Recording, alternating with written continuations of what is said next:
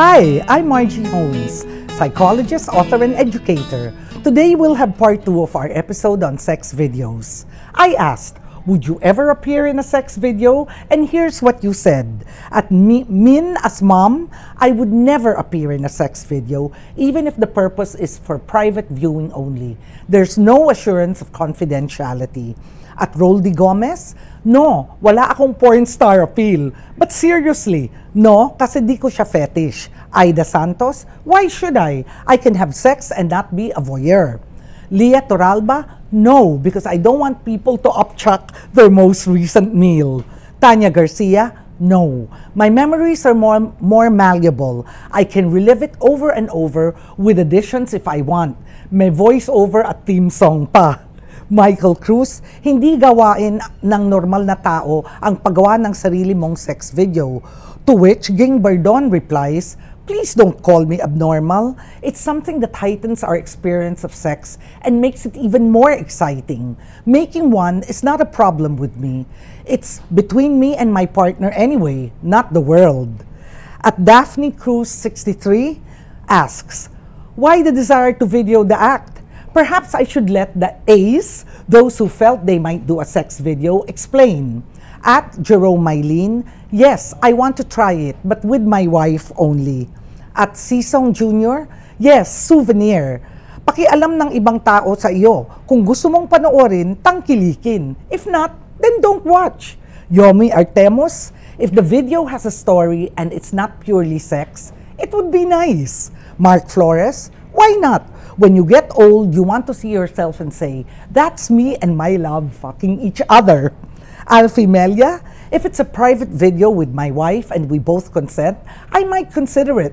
The ultimate consideration here is if my partner and I really have the capability to keep the video private. Good point, Alfie.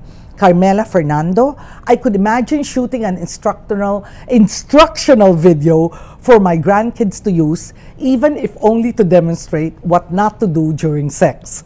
It's funnier to see your ancestors going at it.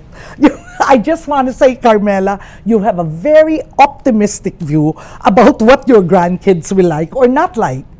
I mean, just, in general, after my grandkids are done watching me, they will never see the world with innocent eyes again. You betcha, Carmela. Mon Yadaw, if you got it, flaunt it. Disclaimer, I don't. The most recent celebrity sex video scandal involved popular musician Chito Miranda. So many men said he should marry the girl he made love to, that it's the only way he can make it up to her. Noemi Mangsibag says, Chito should marry her right away if he is a real man. Ren Gregorio, kung talagang concerned si Chito sa girlfriend niya, wala nang magagawa ang paliwanag mo. Ewan bakit kailangan pa i-video yung ganyang moments. Di gawain ng matitinong mga tao yan. My feeling is, or my observation was, a consistent reaction that I came across was mostly from men who would say all the time, if you really love her, marry her. In other words, save her. Make her an honest woman. But why? I just don't get it.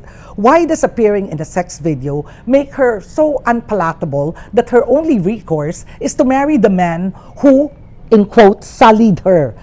Sex can be a beautiful act, especially when between people who love each other. Why should she, therefore, be considered a slut who no one else will marry simply because her video with Miranda was uploaded?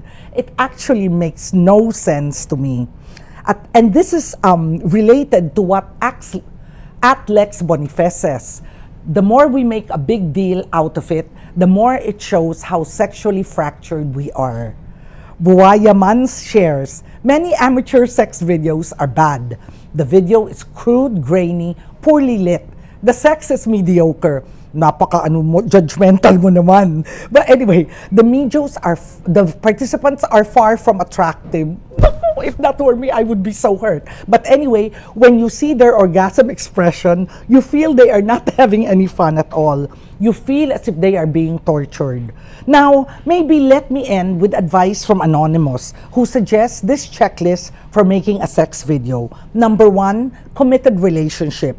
Unless you and your partner are considering a life together, don't do it. You don't want to incriminate yourself with anyone outside of your relationship because of a rocky breakup. And vice versa, of course. You don't want her or him to be incriminated. Number 2, make it spontaneous. If you plan ahead, you're going to suck the excitement from the sex itself. Number 3, if the person asks you to delete it, don't even hesitate.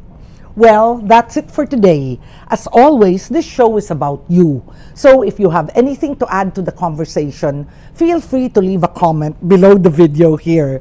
Send me your questions, comments, and suggestions for future episodes on Facebook, tweet using the hashtag AskMargie, or send an email to askmargie@rappler.com. See you next week!